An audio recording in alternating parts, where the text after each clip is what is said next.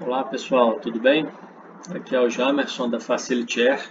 Estou gravando esse vídeo para apresentar para vocês uma análise do incidente referente ao drone Phantom 4 Pro V2 utilizado durante aerolevantamento na região próxima a Miguel Burnier. Esse vídeo vai permitir que vocês visualizem de maneira bastante elucidativa a sequência dos eventos que ocorreram até culminar de fato na falha e queda da aeronave. Então aqui a gente tem uma trajetória representada pela linha amarela, trajetória esta que foi percorrida pela aeronave. Temos aqui algumas notificações de carga de bateria e aqui mais adiante a notificação através de balões, onde a gente percebe uma alteração na trajetória do drone, e aqui na verdade já é o movimento de queda em parafuso do equipamento.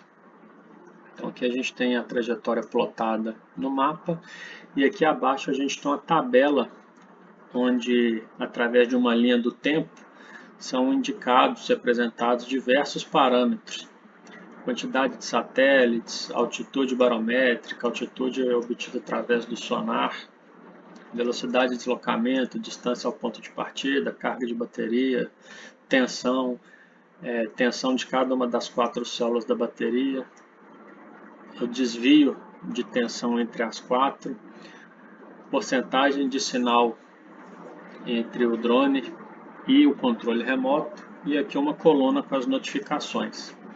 Então, quando eu iniciar o play aqui, vocês vão visualizar a linha do tempo progredindo e o desenhozinho, representando a aeronave se deslocando ao longo da trajetória. Então, aqui a gente já tem as primeiras notificações indicando que a aeronave vai realizar a decolagem. E a gente pode ver aqui a altitude subindo. Então, a aeronave inicia o deslocamento em direção ao primeiro ponto para o início da captação das fotografias. Então, em tempo real, a gente vai ver as notificações aqui à esquerda, e aqui a gente consegue perceber os parâmetros da aeronave em tempo real. Então, ao alcançar o ponto mais distante, a bateria alcança aí a carga de 88%, e aqui o mapeamento já é iniciado. Então, a priori, voo em perfeitas condições, sem nenhuma anormalidade, nenhuma notificação de erro registrada até então.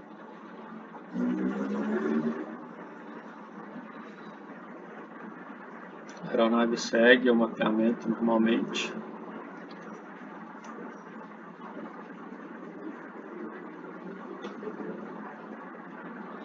Aqui o voo está sendo executado numa velocidade de 4 vezes para que o vídeo não fique tão longo. Alcançamos agora 70% de bateria.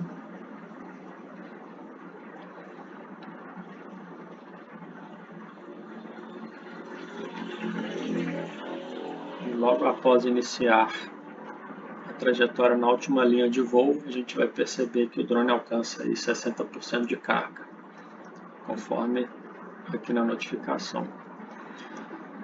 Bom, antes de o drone seguir até o momento do incidente, percebam nessa coluna de notificações que a gente vai ter pela primeira vez os registros de falha nesse voo específico.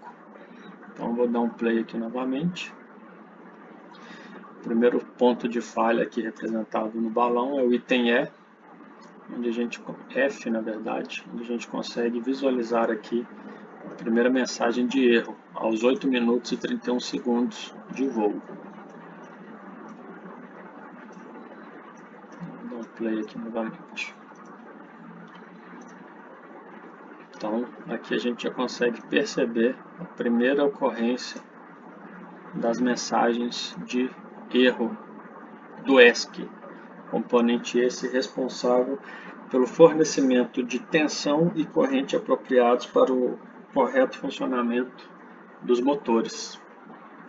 Dando sequência, percebam aqui o movimento giratório do drone. Esse movimento giratório confirma para a gente a queda do equipamento em parafuso, e isso é uma confirmação de que um dos motores sofreu essa falha durante o voo. Como é um quadcopter, ele depende dos 4 motores para fazer o voo corretamente, e quando mesmo apenas um deles sofre falha, a aeronave entra nesse movimento de descida em rotação, também conhecido como parafuso. Então, observem aqui como o símbolo da aeronave vai descer girando.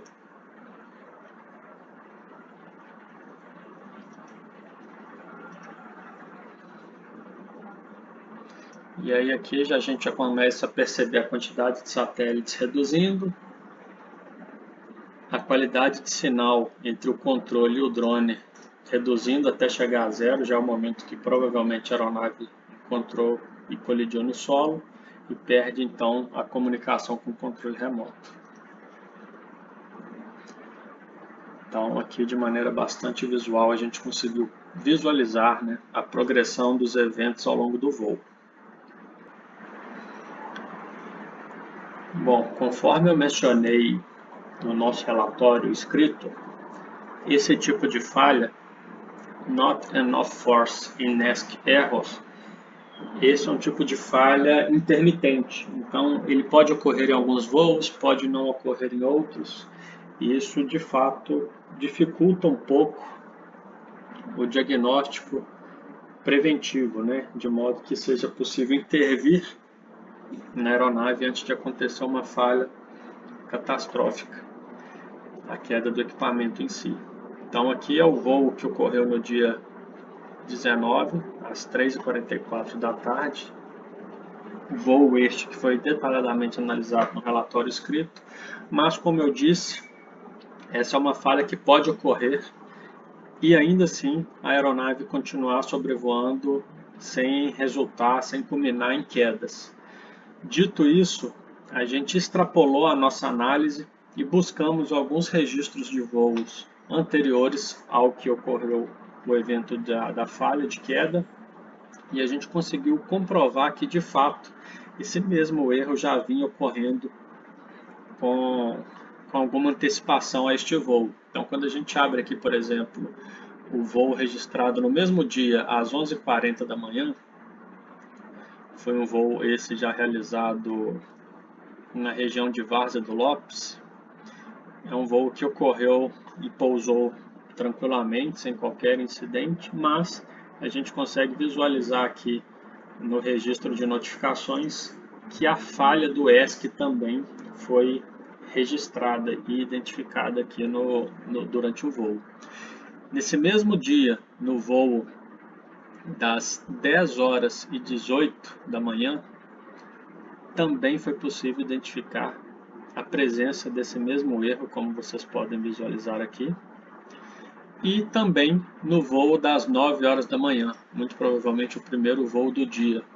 Provavelmente não, comprovadamente o primeiro voo do dia, também na região de Várzea do Lopes, um voo relativamente longo até, e que, embora tenha ocorrido as falhas, não tenha culminado numa queda, numa falha mais catastrófica. Então, o objetivo desse vídeo é demonstrar para vocês, de maneira bastante visual, a progressão dessa falha, até um indicativo, né, de culminar na queda do equipamento. Então, como eu disse, essa falha é intermitente e, quando ela acontece pela primeira vez, não costuma ser motivo suficiente para a queda do drone. No caso específico do drone de vocês, ela já vinha ocorrendo há algum tempo, até que, infelizmente, no voo das 15h44, culminou na queda do equipamento. Bom, adicionalmente ao que a gente verificou anteriormente, aqui agora a gente tem uma visualização tridimensional de toda a trajetória percorrida pelo voo, pelo drone durante o voo. Então aqui a gente tem o local exato da decolagem da aeronave, na qual ele alcança a altura para então se deslocar para a região do aerolevantamento. Então aqui ele corrige a altura para iniciar a operação de mapeamento, como a gente pode ver. Notificações de bateria.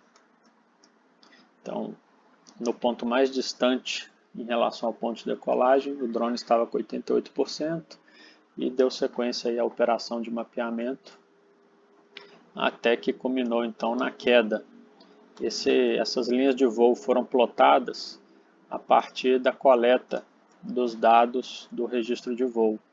Então, pelas coordenadas, a gente consegue verificar aqui agora, a partir do ponto 10, o primeiro momento de registro da falha do ESC, e então o drone no movimento de descida em parafuso até vir a colidir com o solo.